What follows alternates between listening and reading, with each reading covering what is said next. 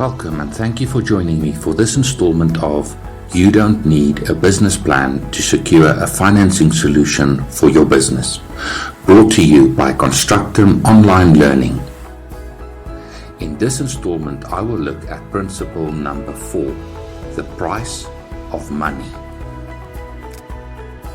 Money, like any other commodity, has a price. A financier agrees to provide capital to a business by way of a loan agreement. The loan agreement specifies the loan term and monthly debt repayment derives from a specified interest rate.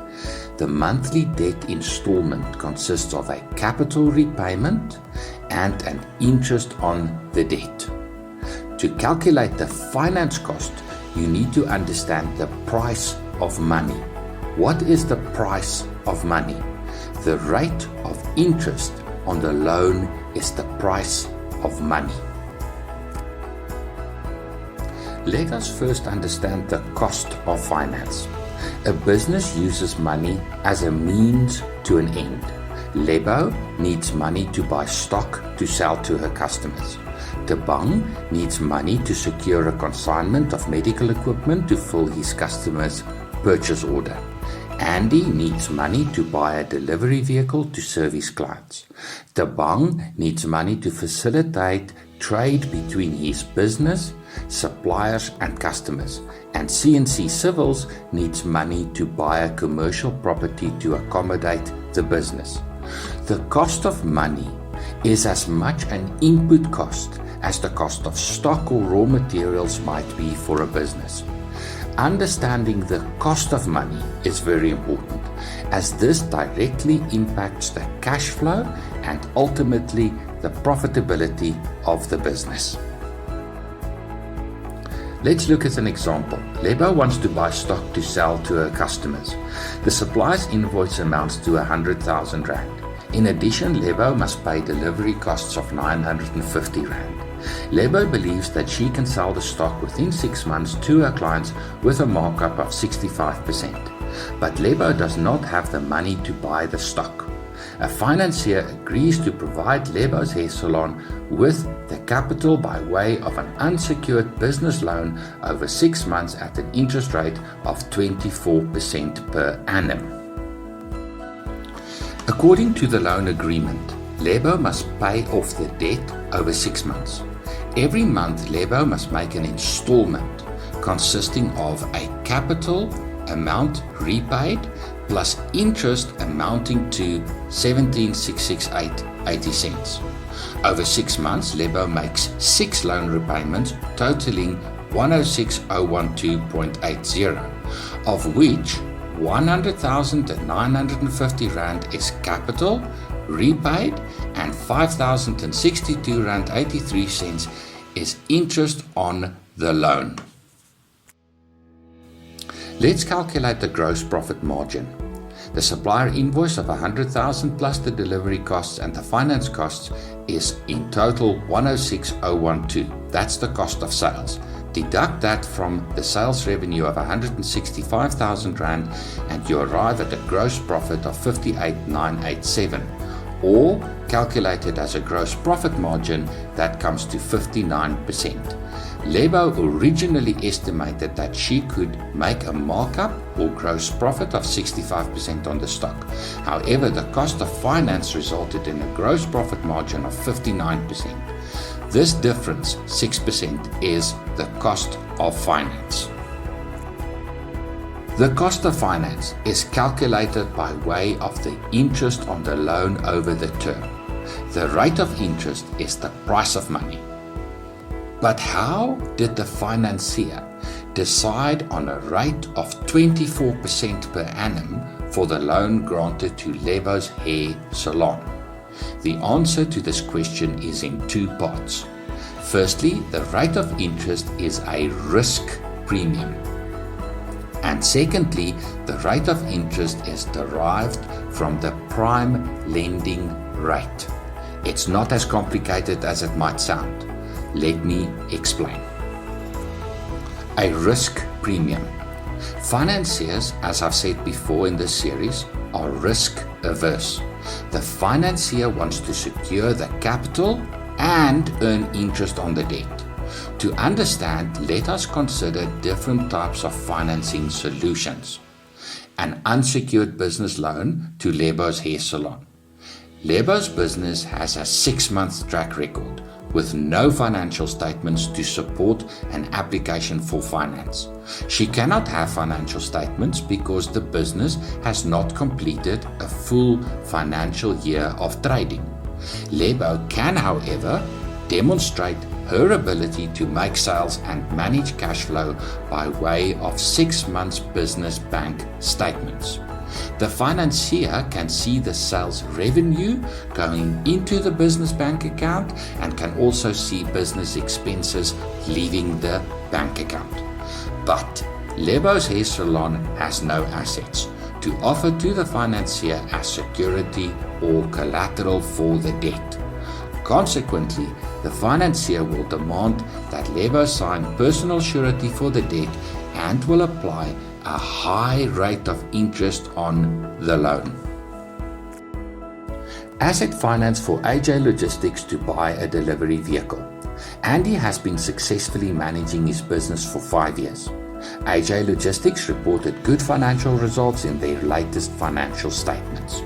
Andy wants to buy a delivery vehicle with a cost of $600,000 and Andy has a $100,000 deposit. Andy therefore needs $500,000 to finance the vehicle. The financier agrees to an asset finance solution over a term of 5 years at a rate of interest of 14% per annum. So hold on, why must Lebo pay 24% per annum on debt, whereas Andy gets debt at 14% per annum? Let's contrast these two scenarios. Andy has a business with a good track record of financial success supported by a set of audited financial statements, whereas Lebo's hair salon has only been going for 6 months with no financial statements. Andy finances a vehicle with a monetary value. In fact, this asset, the vehicle, is the security or collateral for the debt. Andy puts down a deposit on the vehicle of R100,000. So the day after the asset finance was granted, the financier has an asset in the form of the vehicle. Let's say that asset lost some of its value and it's only worth R550,000. But Andy owes only R500,000 on the debt. So the financier is in a very good position to recover the debt if Andy fails to meet the terms of the loan agreement. Lebo, in contrast, borrows money but in the form of an unsecured loan. The financier does not have collateral to attach in the event where Lebo fails to meet the terms of the loan agreement. Commercial property finance. In the case of commercial property finance, the financiers take a covering bond on the property. The property therefore becomes the collateral, but property values increase over time. Therefore, the collateral value that the financier secures appreciates over time. This means that the financier is in a much better position. The result is that commercial property finance rates are much closer to the prime interest rate, currently in the region of around 12% per annum. Inherent to what I've been discussing with you so far, you can conclude that 2 factors come into play to assess the risk associated with a business. The business life stage, which speaks to a proven track record or lack thereof, and the collateral or security for the debt. These 2 factors combined is what financiers use to assess the risk associated with the lender. So earlier we asked the question, how does the financier determine the rate of interest at which the loan is granted? And I've explained so far that the rate of interest is a risk premium. Now we need to talk about how the rate of interest is derived from the prime lending rate. It sounds complicated, and in many ways it is. But for our purposes, you need only to understand the basics.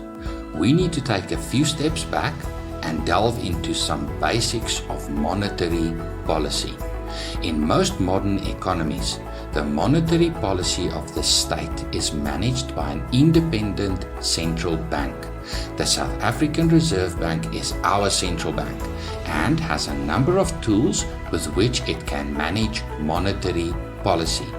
The Reserve Bank focuses on two specifics, namely the value of the rand, our local currency, in relation to the value of the world's major currencies, including the US dollar, the euro, and the won. And secondly, inflation, the pace at which prices increase as measured by the Consumer Price Index, a basket of goods and services. The main tool the Reserve Bank uses to achieve its goals is to manipulate interest rates. It does so by way of the repo rate. The repo rate is the rate at which the Reserve Bank lends money to commercial banks. Commercial banks in turn lend money to individuals and businesses. The prime lending rate is the watermark of bank interest rates. It is the rate at which the bank lends money to their best customers. Hold on, what do I mean by best customers? Low risk customers, customers with a good track record, customers that offer high value security or collateral. All other rates cascade from the prime lending rate and are often expressed as prime plus a percentage. In conclusion then, the Reserve Bank uses the repo rate as its main tool to manage inflation and to a lesser extent to influence the value of the local currency. From the repo rate, the commercial banks derive the prime lending rate. From the prime lending rate, all other rates cascade. The fluctuation in the price of money and its impact on your business. Interest rates fluctuate over time. In fact, economists talk about the interest rate cycle. Interest rate cycles refer to prolonged periods of interest rate increases or decreases.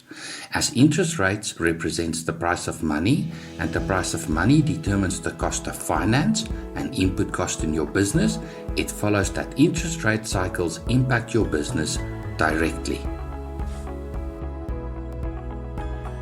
How interest rate cycles affect financiers' decisions. Financiers want to stress test your business to see if the business can sustain interest rate increases. They want to put your business in a pressure cooker and ask, how will an interest rate increase of 1 or 2 or 3% impact on the cash flow of the business? Will the business still make a profit if the cost of finance increases? How much debt does the business have? Does the business run a bank overdraft? How much of the business's operations are dependent on debt financing? How much of the monthly cash flow goes towards servicing debt?